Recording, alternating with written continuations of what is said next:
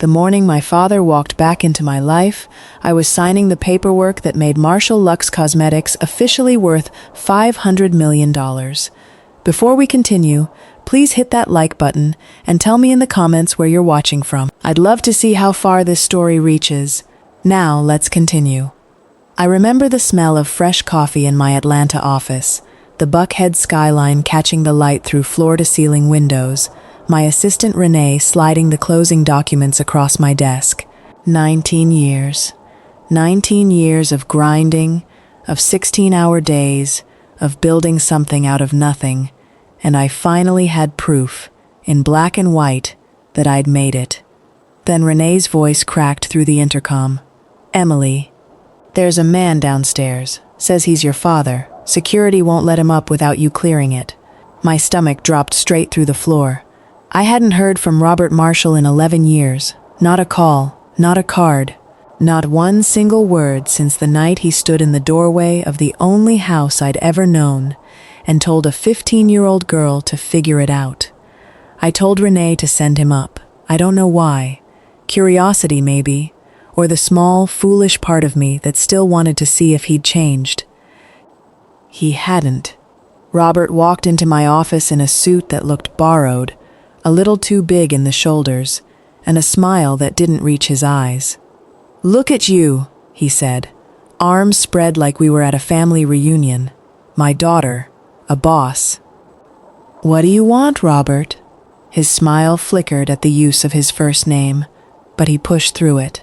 He sat down across from me, without being asked, folded his hands like he was about to negotiate a business deal, instead of face the daughter he'd abandoned. "I want what's mine," he said. "Half of this company. I'm still your father. Blood is blood." I laughed. I actually laughed, right in his face, because for a second I thought it was a joke. It wasn't. That was the moment I knew this wasn't going to be a quiet reunion. This was war. To understand why my hands were shaking under my desk, you have to go back to October, 20 years ago, to a 2-story house on Delaney Street in Macon, Georgia. My mother, Carolyn Marshall, died of an aggressive breast cancer when I was 14. She was the buffer between me and Robert's temper, the one who softened him, who made our house feel like a home instead of a courtroom. When she passed, something in my father closed like a fist. 8 months later, he married a woman named Sarah Pruitt, a co-worker from his auto parts shop who had 2 kids of her own, a boy named Donald and a girl named Trinity. Within weeks, Sarah made it clear I was extra furniture in a house that wasn't big enough for her new blended family. "She's not even trying," I overheard Sarah hiss to my father one night through the thin drywall. "Every time I look at her, I see Carolyn's face judging me. I can't raise my kids under that. She's 15, Sarah. Where's she supposed to go?" "That's your problem to solve, not mine." 3 days later, on a Tuesday night in March, my father called me downstairs. Sarah stood behind him with her arms crossed, Donald and Trinity peeking from the kitchen doorway like it was a show. "Emmy," he said, not meeting my eyes, "I think it's best you go stay with your Aunt Pearl for a while." A while turned into forever. He packed 2 trash bags of my clothes, not suitcases, trash bags, and drove me to my aunt's apartment across town. He didn't come inside. He didn't hug me. He said, "You're strong. You'll figure it out," and pulled off before I even reached the porch. I stood there in the cold, 15 years old, watching his taillights disappear, and I promised myself I would never need him again. Aunt Pearl Coleman was my mother's older sister, a home health aide who worked double shifts and still found room in her cramped 2-bedroom apartment for a grieving, abandoned teenager. She never once made me feel like a burden. The first night, she sat me down at her kitchen table, made me a plate of smothered chicken and rice, and said words I still carry. "Baby, you are not what happened to you. You hear me? You are what you decide to become." Life with Aunt Pearl wasn't easy. Money was tight. She budgeted $20 a week for groceries for the 2 of us. Clip coupons at the kitchen table, worked Saturdays at a second job cleaning offices downtown so I could have a yearbook photo and a prom dress from the clearance rack at Ross. I got a job at 16, bagging groceries at the Piggly Wiggly on Vineville Avenue, handing half my paycheck to Aunt Pearl even when she insisted she didn't need it. I studied at night under a lamp that flickered, applied to every scholarship I could find, and graduated valedictorian of Southwest High with a 4.0 GPA and a full ride to Spelman College. The day I left for Atlanta, Aunt Pearl cried in the parking lot of the Greyhound station, pressing a crumpled $50 bill into my palm. "That's everything in my pocketbook," she said. "Go be great, Emily Marshall." I never told Robert I got into Spelman. I never told him about the scholarship, or the internship at a cosmetics startup that would change my life, or the fact that his daughter, the one he called strong and left standing in the cold, was quietly building an empire 200 miles away. He didn't earn the right to know. College was where the real work began. I majored in chemistry and business, and during my junior year at Spelman, I started mixing my own skincare formulas in a dorm room, using a hot plate and mason jars, frustrated that every clean beauty brand on the market ignored deeper skin tones like mine. My roommate, Camille Ross, was pre-law and became my first believer. "Emmy, this cream you made me try? My skin hasn't looked like this in years. You need to sell this." With $400 saved from 3 campus jobs, I made my first 100 jars of a brightening serum, sold them out of my car trunk at hair shows and farmers markets across Atlanta. Camille handled contracts for free between her law classes. My mentor, an older black entrepreneur named Otis Whitfield who ran a small manufacturing plant in East Point, gave me my first real production line on credit, saying, "I believe in the hustle in your eyes, young lady. Don't make me regret it." I didn't sleep more than 5 hours a night for 6 years.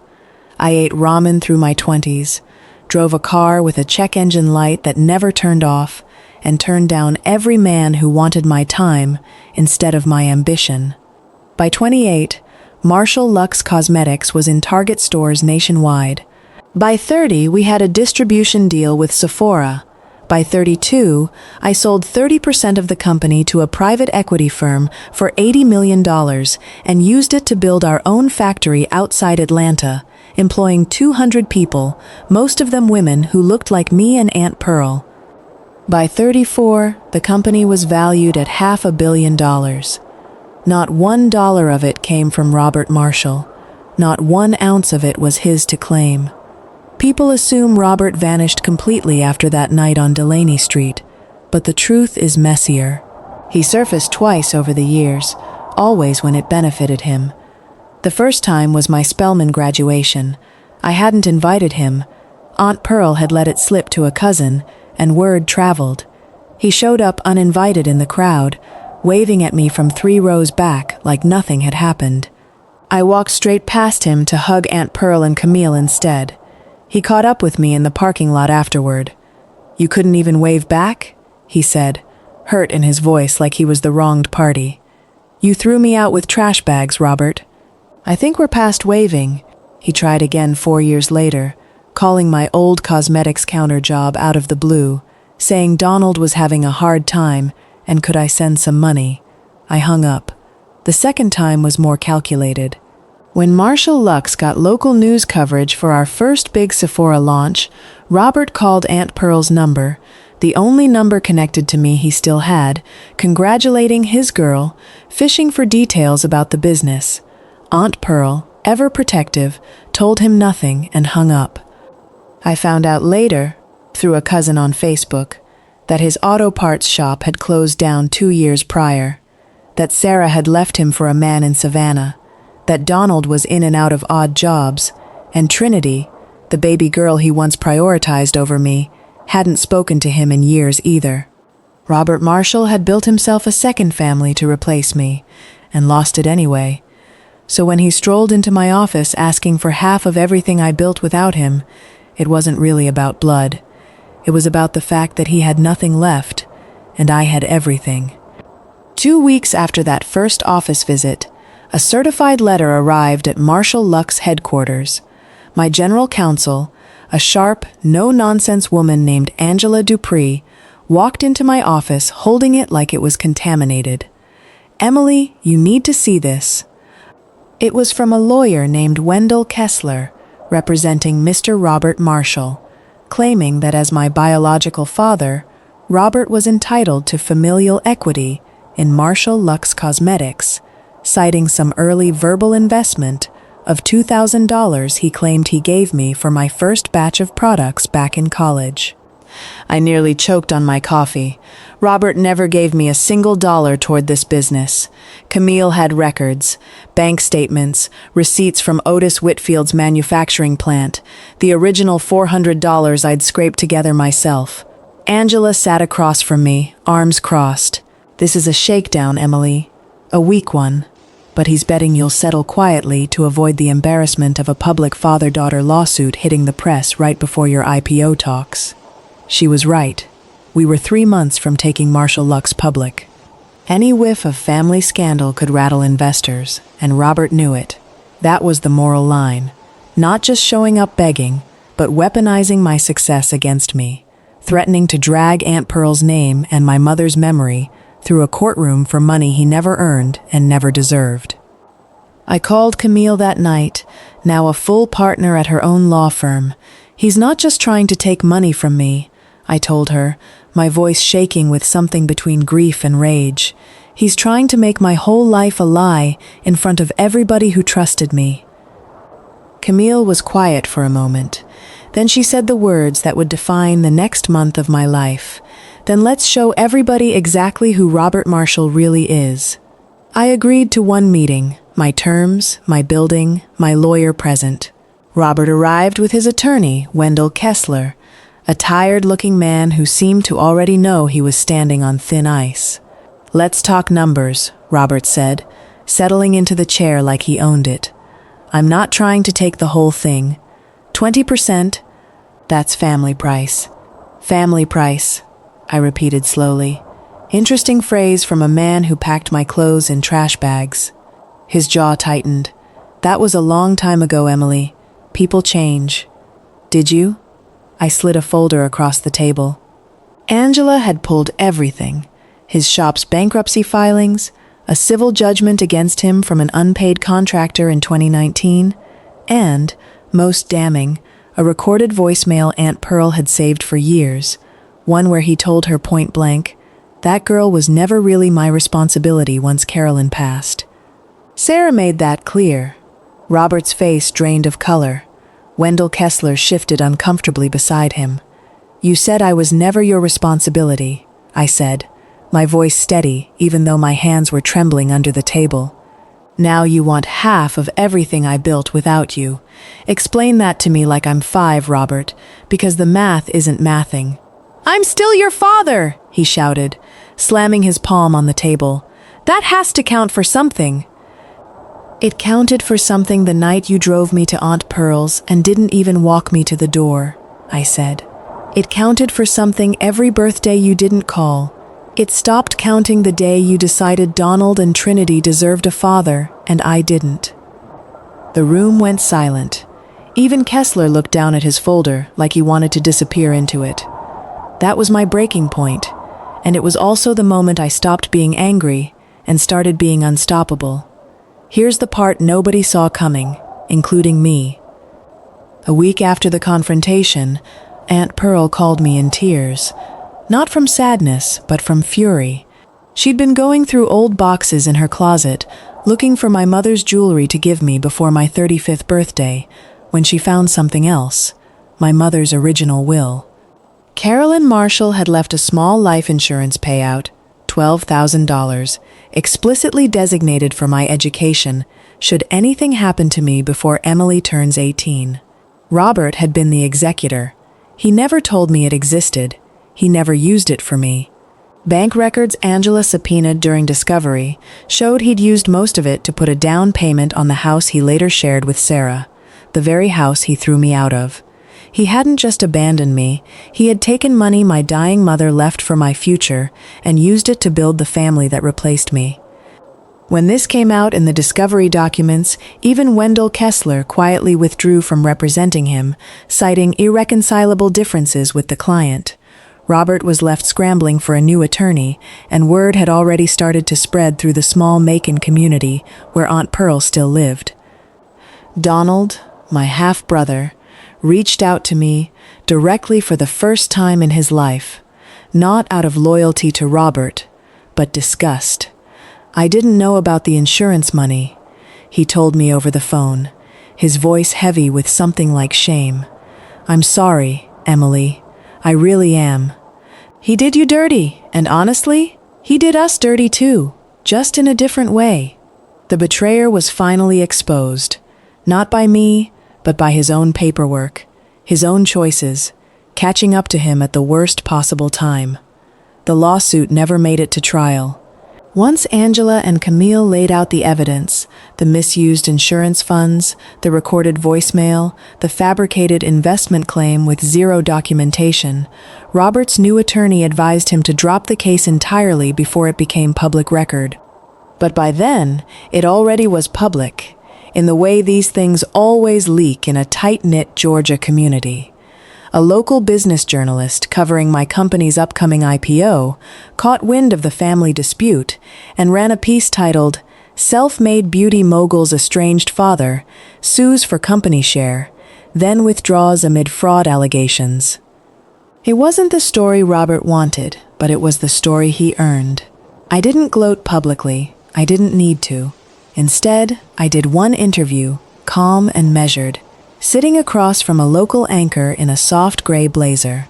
I don't hate my father, I said, and I meant it, but I refuse to let anyone rewrite the story of my life to make my success seem like it was handed to me or owed to someone who wasn't there.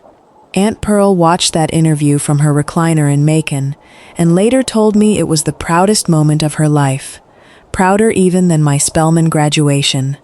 Robert never contacted me again after the case was formally dropped. Donald and I, though, started building something new. Careful, slow, built on honesty instead of blood obligation. Trinity reached out a few months later too, hesitant but genuine, wanting to know her big sister for the first time. The company went public 4 months later at a valuation of $520 million. Aunt Pearl rang the opening bell beside me in a burgundy dress she'd saved for a special occasion, tears streaming down both our faces. People ask me sometimes if I regret not settling quietly, not just giving Robert his 20% to make him disappear. I tell them the truth. I don't regret it for a second, because this was never really about the money. Robert Marshall could have asked me for help, honestly and humbly, and I would have considered it. I'm not a woman without mercy. What I couldn't accept was a man who abandoned me at 15, trying to walk back in at 34 and claim ownership over pain he never witnessed, sacrifices he never made, and a legacy built entirely without him. Aunt Pearl still lives in Macon, though I've upgraded her apartment to a house with a wraparound porch she deserves. Camille is Marshall Lux's general counsel now, running point on our international expansion. Donald works logistics at our East Point manufacturing plant, his choice, and one he's proud of. Trinity is starting college this fall on a scholarship I quietly funded, not out of guilt, but because she was never the one who hurt me. As for Robert, I heard through family grapevines that he moved to Savannah, working part-time at an auto shop, largely estranged from what remains of his second family too. I don't wish him harm. I just no longer make room in my life for people who only show up when there's something to take. The last thing Aunt Pearl said to me on the porch of her new house, watching the sun go down over Georgia pines, was this: "Baby, you didn't just build a company. You built yourself back up from trash bags on a curbside. Don't ever let anybody make you forget that." I won't. Not ever again. Your support means everything. If you enjoyed this video, hit the like button, subscribe for more amazing stories every week, and comment your favorite part.